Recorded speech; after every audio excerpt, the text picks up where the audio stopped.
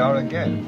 조금 쑥스럽기도 하고 제가 이렇게 한국말로 얘기하는 거 누구도 못 알아듣지만 like the word 막 키워서 I don't know anything about you anyway. You're from Italy, aren't you? See?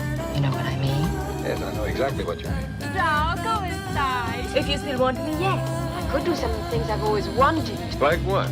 I'd like to do just whatever I like, the whole day long. Why don't we do all those things together? Enjoy lifetime study. Hello, before we begin, I just thought I would let you know that there is some discussion about body image and anorexia and the anxiety that young people can feel about their weight. So if this is triggering for you, or I know a lot of you watch these episodes with young children, I just thought I'd give you the choice to decide whether you want to view it or not. I believe it's all positive, the discussion, but it's your choice of whether you feel like that's something that you want to share with your family.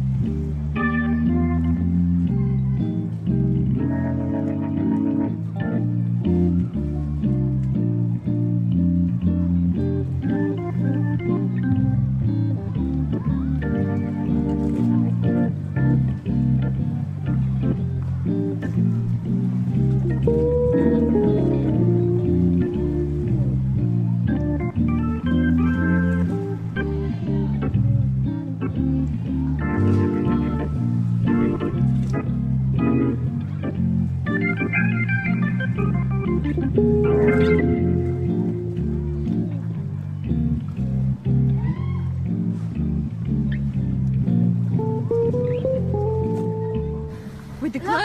Look ahead. Don't look down. 1, 2, 3, go!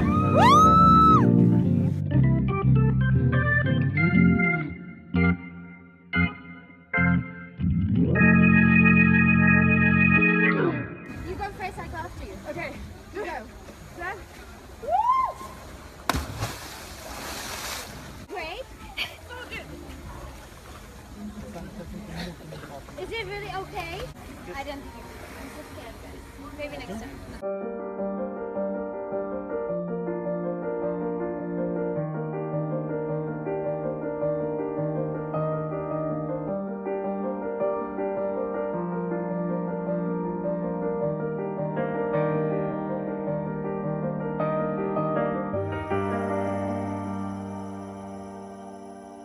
But Lucy, where did you grow up? Czech Republic, Prague. And now you live in New York. Now I'm living in New York, yes. And then Ellie, you're living in Paris. And where did you grow up? Grew up in Bulgaria and living in Paris. Oh wow, amazing. So you guys are super international. Yes. In London. Oh, you did? That's funny, right? Yeah.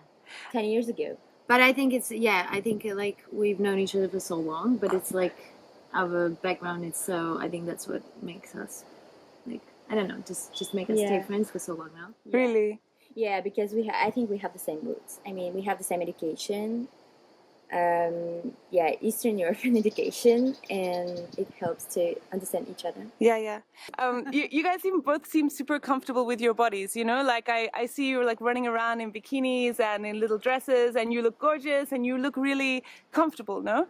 And I get so many girls writing to me saying, I feel insecure about my body, or I'm starting a new relationship and I feel insecure about, you know, having a physical relationship with a guy, and you know what? It's actually not just young girls, women of all ages. And I'm curious to hear, how do you feel about body image, or has your relationship with your body changed since you were a teenager? Or No, I think as I get older, I'm just more comfortable with myself. Oh, really? And just being in my skin. Yeah, it took me a long time.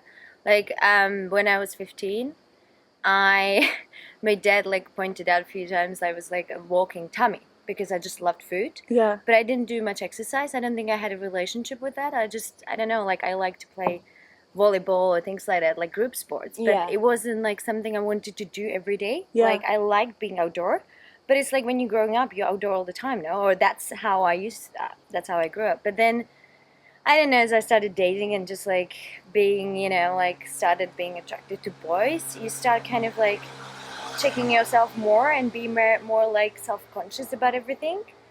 But I don't know, I think I think it's finding the balance, no? Like, I mean, what do you do? Like, Yeah, I I like to think- exercise and I think the relationship between the body and the mind is influenced by the society. And I think you have to cut your mind from the society and just think, okay, accept myself. I will never look like her and that girl. But how can we do that when, I mean, I love... You have to stop comparing to others. Yeah, easier said than done, no? You have but to, also you have to just you have really to love like yourself. yourself. Yeah, Like you you have have to to look love at yourself in the mirror and be like, okay, so here I am. Like, okay, maybe my, you know, like my boobs are not perfect. Like my stomach is not completely, you know, shaped the way I want.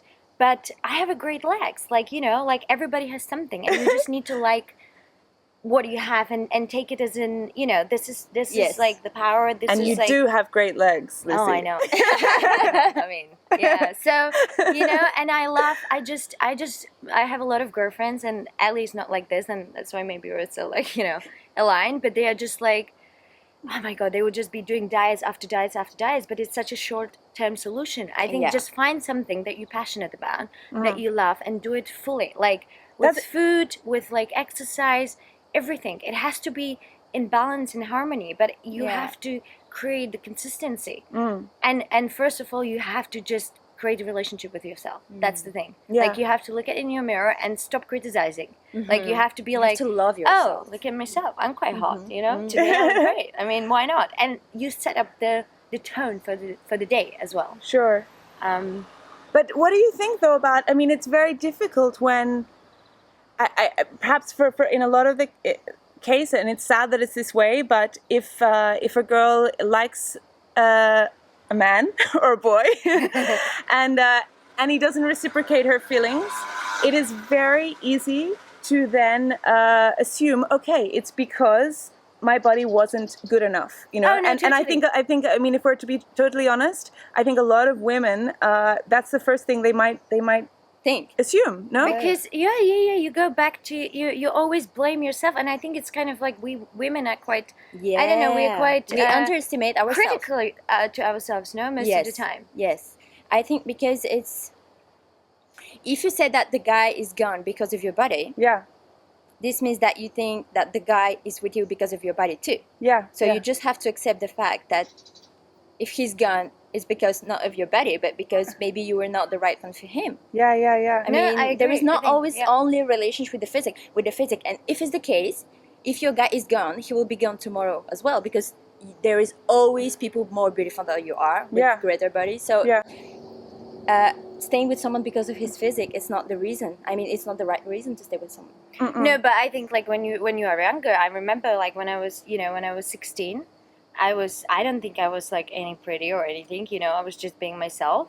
And then I was stopped on the street and I was offered to be a model. I couldn't believe it. I was like, what's going on? Like, you know, like I don't think I'm like extremely beautiful. I'm not like extremely skinny. But then you know, I think it's just building the self-confidence and be happy with yourself. But when you're like 16, you don't believe that you're pretty, do you? Like, do you have like that relationship with yourself? No, I think no. And that it's you get- also connected with education as well. Well, by education you mean the way you've been brought up, right? Yeah. Yeah.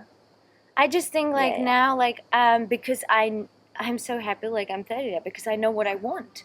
But when I was 16, I think I was searching for myself. Yeah, of course. So you get Yeah. influence, and you everything you do, you take it so personally. Like Yeah. I remember, like really, like I would just be watching what I was eating. I would just be thinking, and I would just like forget to actually enjoy the moment Yeah. with whatever, you know, because, and I think when you do things for the wrong reason, like all my girlfriends who are like doing diets, they just do it because they want to like be skinny, you know, Yeah. like quickly. But that's just not how it works in life. Like you have to do it because you enjoy yourself. And that's why when people ask me like, how do you like keep fit? I'm like, I pick the things that I enjoy, so it doesn't feel like exercise. Yeah, like surfing. You're so into surfing. Oh my God, I love it. And you're like, obviously you're turning up, but that's not at all your motivation. You're out there because you want to free your. I mean, it sounds like a super hippie statement, but you want to free your mind. But right, that's what you're getting out of it, no? You feel like you're flying, and that's what I love it. I'm so like into it, and it's like, you know, like when Ellie and I go out, like we love to dance, and we have so much fun, and we dance for hours. Yeah. And you come home, and you're like, oh. If you would to weigh yourself, you're like, oh man, I just like lost whatever 20 kilos. Of course. Yeah. And But it you was don't just realize like, it. did it feel as an exercise? Did it feel like something that you were, you know, you were like, oh, it was just such a hard workout. Yeah, But yeah. I think it's also like changing your perception, and that's the same with surfing. I surf for 3 hours. I don't count the calories because it's not what I care It's about. not the reason. It's not the main reason. You Yeah. have another reason, which is like free up your mind. And the passion, the how it makes you feel inside. connect with the community, the all ocean, those things. yeah. And I think, but it always surprises me, you know, because it's not just young girls. I've spoken to a lot of women in different cultures as well. And once you get to a certain level of trust and intimacy, you know, they'll confess and say to me, you know, Kylie, I hate this part of my body, or I can never. They even tell me that they hide certain parts of their body from their partner of many years. It sounds so simple to say, you know, you have to find self-love and just love yourself. And I said to this one woman, I said, I think you almost have to treat yourself as your best friend. And you think, would you say that to your best friend? You know? Would you say to your best friend, oh no, he left you because of your, I don't know, your stomach is not flat enough. You know, you would never say that. And I think you have to treat yourself with the same care and concern and just kindness, no? Like we're not kind to ourselves. Because we want perfection, but perfection doesn't exist. But it's the also, perfect body will never exist. And also, you don't have to challenge yourself because he left you. I mean, you have to just say, okay, he left me because of my boobs. Bye. No, but yeah. The babes, you have to accept the situation. No, I agree. You cannot, I agree. like, but when I was get 16, you mad or like no, no, sure. but she's talking about adults. Yeah, so yeah. she's saying that even okay. like mature girls, you know, they put themselves in a difficult situation, or they just, you know, getting ill because of this. But I think it's just you can't. You as a woman, you are not a body. You are not a pair of boobs. You're just much more than that. So you just have to know this. You have to see this, but you have to find it for yourself. Do you know what? And it's true. Yeah. And I think we read it so often, and we're told it by so many people, and our girlfriends, our families are, you know. But then you get to that moment where you really care about a guy, and unfortunately, that's the real test of saying, okay, You cannot care more than you care for you. exactly. You have to put yourself first, but it's hard, no? Like, and I get this, but I mean, again, this is just based on my own experience, but I see the change with myself when I really work on myself. Like, you know, I spend time with myself. Like, I'm, you know, I can be myself a company, and I can have fun. And I think that's important, because when you get to the stage when you can do this, then it's hard for other external elements to shake you, to disturb you. and you are able to put the distance between. Yes. So, for instance, like, if I met a guy who I would be passionate about, I would put everything into it, and that's how I live my life. And maybe that's not the ideal situation, but it makes you feel alive, right? Yeah. You have to, and I have issues with that. Like, you have to be vulnerable in order to have the people to open up to you as well. Yeah. But I just Do you find it hard to be vulnerable? Yes. Why? Because I've been hurt so many times. Yeah. And I think, you know, now I'm single, I'm happy with myself. And I think, like, if I hear criticism, even from, like, my, friends or people, like, I think you really have to be also selective by who you choose to let in your life. Like, who is your crowd. Yeah. And that's why, like, I hang out with Ellie, like, other friends who I can, like, share this. I can be very myself, and they would love me and support me, you know, regardless. And life is too short to put yourself into the shoes where people just criticize you and I don't know, like, have negative energy. But that's, again, is just, you know, it's just a reflection of their unhappiness, and everybody's fighting, you know, a battle with themselves. But I think, it's life. I don't think things happen just by accident. I think you attract a lot into your life, and therefore, you know, if something doesn't work out, if you learn to let go and be like, okay, maybe this guy just came to my life for a period of time, just to show me something, or just I just learn a lesson, or You just learn what you don't want. exactly. And then you learn about yourself. So Yeah. any experience is great, but you just have to change your outlook to this Yeah. and be like, okay, I'll take, this was like a great, Because if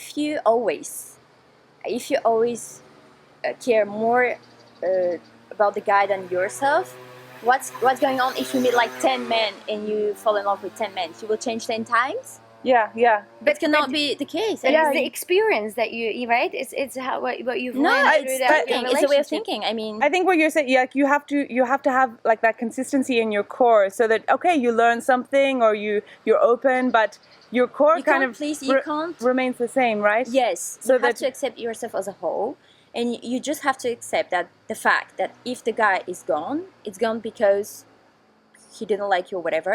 But he's gone, and you remain yourself. And you accept yourself. I was always having this misleading information. I Yeah. was always like, if my hair is perfect, if I have like, the best dress, like I would put so much effort into dating. Yeah. And then, but I think you just need to meet the right person. You have to be patient enough. And Yeah. when I was in, I was only in love once, and this guy just made me see things from a different perspective. He loved me when I was ill. He loved me when I was, wearing, just walking around naked. I was so comfortable in my own skin with him. Yeah. And that's also helped me to be more comfortable with myself. Yeah. So I think the surrounding, it's because, who you spend your time with, time is all you have. So really be selective about, finding the people who has the same energy, who like brings you up, who makes the day a little bit more lighter. Yeah. Not just for women. Like I also find with men. I mean, I think my sort of philosophy changed when I realized that for me, I'm not attracted necessarily, or my best physical relationships have not been with the guys who look like supermodels, who like have the Brad perfect, Pitt. who have the perfect muscles or the perfect, bone structure. I mean, I fell deeply in love with a guy who, was a little bit overweight. And but it was the best physical relationship I've had. I was so attracted to the way he moved through the world, the way he thought. Actually, when you live it yourself, you realize that it's not just something people say to make you feel better. You can be turned on by the whole person, and suddenly the muscles, the shape of the body, it doesn't even matter. It doesn't even matter, And you see, I think that, because we talk about women being insecure, but also I know a lot of guys who are insecure as well. Oh, yeah. I have another friend who's kind of into like social psychology, and she was like, what is your ideal man? I was like, I don't think I have a type. When you're like 15, you're like blonde, blue eyes, tall, something like Brad Pitt. And if I look back at my boyfriends, I don't think they were models or anything, But they were such great guys. And like I described the things, and she said, you actually just describe yourself. Oh, what you're saying is, I just heard it recently in a podcast, and they said, when you have this list, and some people, even males and females, they're like, I want, she needs to be this, she needs to be that, he needs to have this type of job, but they said, in order to find someone who you can truly be happy with, you have to reverse that. You have to become the list that you have for the dream partner. So if you want someone who's cultured or makes a certain salary, make that money yourself first, and then you can find that person who mirrors you, and you're not just expecting that, a partner to be all those things, and you're just gonna, Like attracts like. And Ellie and I, when we first met in London, we were like 20 something. Well, we're still pretty young, right? But I think we always were dreaming because, again, I don't know whether it's the lack of self-confidence, and we both grew up in an Eastern country where you're like, oh, so your purpose in this life is like you get the education, the best education you can, right? Then you find the man, you get married, and you have children, and that's your like biggest accomplishment in the world, right? And there was no question about it. Like my parents are very open-minded and supportive, so they would be always like, do whatever you like, as long as you're happy. But I think the society, like the overall outlook is this, no? Yes. You guys have grown up in a quite a different culture, and but you seem to have quite a modern way of thinking. You have quite a modern perspective, or your We've seen it all. Are you not common like in Bulgaria, in Czech? We're not. I'm not. I don't recognize myself in the society. No, I have never. No. No, actually, I have never Never I- worked in Czech Republic. I've never lived there, as in. Yeah, but I even don't recognize the way they live now. The way the girl live there. I But- mean, but because why- they're having, they're how do they live? 25. They Yeah. have 2 babies. They're But it's super. exactly they're like they followed dolls. the path, no? Yeah, they're dolls. They're super plastic surgical, and they have this big man, like, you know, sporty or whatever, bodybuilder, Yeah. and they have those big cars, and super, and that's it. Yeah. But so they actually just So it's follow not the me. path. Yeah, they follow the follow path. Yeah, my mom is always. Oh, your mom we is need to go out fantastic. of Bulgaria because Bulgaria, you know everything so super quickly, and there is not a lot of information from the outside. So the society is closed, or was closed before. And so my mom had this, like, she was 20. She met those French people by the beach, and they become friends, and they invited them in Paris. So, and she was 20. She was like, I will move to Paris, and I will not stay here. I don't want this for my But you daughter. I don't want this for my children. What We did- have to move. Yeah, yeah. So what do you think it was specifically that she didn't want for you? She saw the end. She saw the whole picture Yeah. at once. She saw, okay, I have a daughter. She's like 5. She will get married with one of those guys. She'll have 2 children. She'll have this big car, and that's it. Okay, Yeah. that's it. So it's very And narrow. what did she want for you? I think she wanted something bigger. She wanted me to travel. She wanted me to But speak do a you lot of think languages. it's something that she wanted couldn't me. have herself? Yes. And she put it on you? Yes. But luckily, this is what you want too, right? Yes. Yeah, it worked out. Because, you know, a lot of times you're just kind of living for the parents. You're for living the their regrets dreams. of your Yes. parents. Yeah. Yeah. Yeah, but I think we're both very strong Yeah, and yeah. stubborn that we'd be like, no. hell. Because my mom, she always wanted to travel, but Bulgaria was closed. The frontier were closed, so she Yeah. could not. How do your mothers influence your relationship with your body? Like, do you ever have conversations with them about it, or did you ever have times where you're like, I'm feeling insecure about this, and what Oh, what yeah. kind of advice do your mothers give you? My mom is like, oh, you're okay, you're good. She will never be negative. Never. Really? Even if I'm fat. She will never say, oh, you're fat. She will never She's like say a best this. friend. Yeah. When I try a bikini or something, she's with me, and she's like this. She said, oh, it's good. But she will never be negative. She will never be... she'll be my like- dad is super negative. He's like, oh, you're so fat. Really? Yeah, same, Yes. same, And exactly the same. is that because it's like they come from a slightly more traditional culture, and They're macho. Yeah. I think they're macho. I think I don't know. I think my dad is very similar personality to yours. He's very he says what he thinks. He doesn't really. He's not very compassionate. Sure. He's just like, this is how it is. Like, Lucy, it's not, you know, it's not pink. It's this. It's this. It's that black. Yeah. And I actually have. It's not a bad experience, but something with him that I was fighting with for a long time. So when Yeah. I was like 12, I just loved food and I didn't exercise. So I didn't think I was fat, but he once. We were like watching TV or something, and I just walked past, and he looked at me and he goes, "Your ass is bigger than your mom's ass. You should do something about Oh my that." gosh, that's I was my dad. 12. That's I was my dad. 12. Me too. Wow. That's my dad, babe. Really? I Oh, yeah. literally, Yeah. what Really? I stopped eating. I completely stopped eating. I wasn't particularly sporty, Mm. but That's so funny to hear that now, because now you're so athletic, right? But I found myself. It took time Yeah. to actually find what I enjoy. But yes, so I was like secretly. I didn't want him to see. I don't Yeah. know why. I just didn't want him to see that I took it so personal and seriously. Yeah. So every night and morning, when they went to bed and before they woke up, I would go for a run like crazy. I lost weight really suddenly. It went just like this, and I could not. I remember, you know, we know the traditional food, like, you know, Yeah. you have a soup and then you have the main dish. And I remember when, I don't know, like a few months on, and I think because I wear baggy clothes, they couldn't see how much weight I lost. I was hiding it because I was just, I don't know.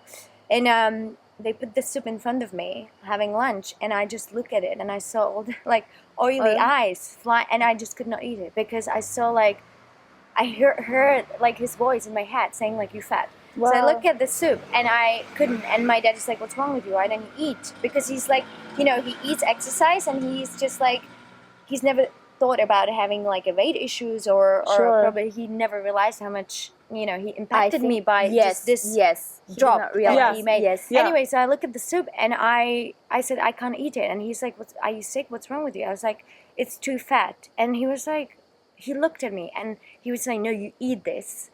Otherwise you can't go and play. Right. You know, because that was like, you always have to finish the meal.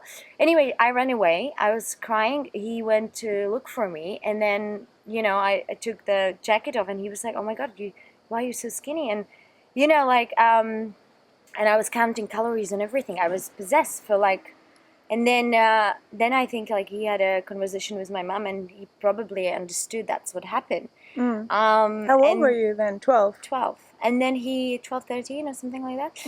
And then I remember I got sick. I had like a flu, and he came to me, and he was literally really worried. He was shaking me because he was like, Lucy, like you're so skinny, and now you're getting ill. Like you have to eat because you're not going to recover. Like, Yeah.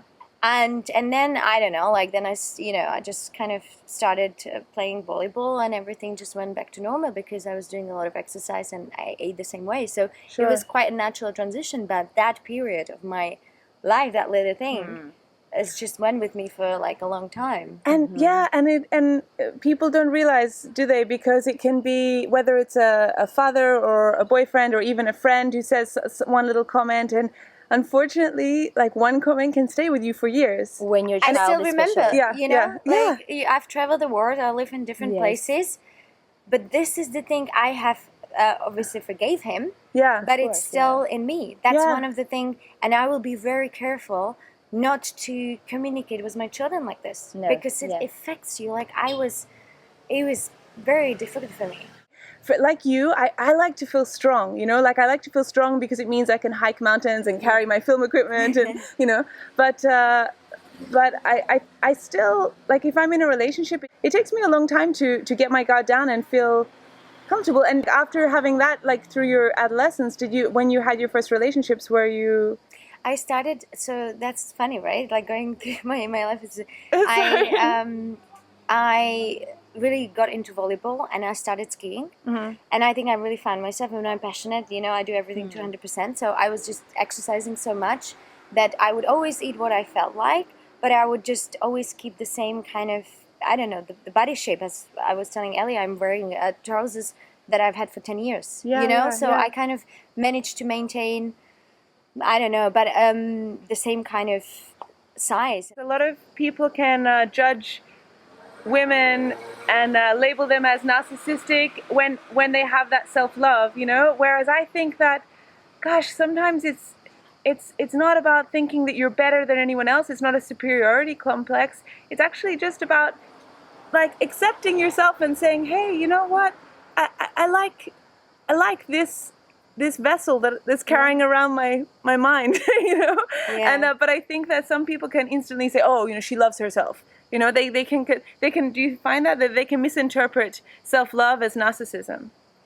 Yeah, but I think those kind of people haven't really got to the stage when they have a connection with their body. Yeah. Because a lot of time, and we talk about this a lot, and it's a lot of time when you criticize something or you bring negativity onto a certain subject, it's a reflection of your inside. Of course, yeah. So a lot of times when, and like we work on self-development a lot, right? Like I just feel like more I learn about myself, more I'm able to handle external things and really create distance. And if people just, like come to my life and they're not necessarily welcoming, or they're not willing to be as open as I would expect them to be, I'm able to kind of just pause and think about it for myself and be like, okay, so this is their perception, and I don't know their full story. Like everybody is fighting their own battle. Like they have a reason why they say this, and it's your choice how you respond. So I always try to just really take the time to think about it and see. So now I have the choice to react, and I can either bring negativity, or which will increase this already awkward situation, or I can just not ignore. You can just be neutral, or just accept it and let them, because it's your decision whether you want to really put your energy into like prove them wrong, or just let go and enjoy your own life. But how can you love somebody else if you don't love yourself? You have to love yourself first to be able to provide love, kindness. You have to accept and love yourself. Yeah. One of the things that I would like to kind of like bring to the awareness is, like I have spent a lot of my life work-wise just like thinking about what can I improve, like what else I can learn, what else I can like do, because I felt like I wasn't good enough. And there was a point of my life when I lived in London, when I was trying to get a new job, and I was struggling. So I would do all those webinars. I would like look somewhere and do this, but you know, like then I was given an opportunity to work on different projects, and I saw like how much I actually already had to offer. Yeah. But I always was saying, oh, once I learn this, once I do this, then I do this. And I see it, like I have close people in my life who have this, you know, issue. And I'm like, well, you know, then change it. But it's like, it's always like, oh, you know, like I would like to, but I can't find it. You know, it's difficult when I work and look for a job. There's always an excuse. But, or they feel like what they have, it's not enough. Sure. You know? You know what, actually I think it kind of relates back to what we were saying about body image as well, is that when you have that confidence, that self-esteem, that trust in yourself, that you know what, I do have parts of my body that are very attractive, or I do have a skill set that is valuable to someone.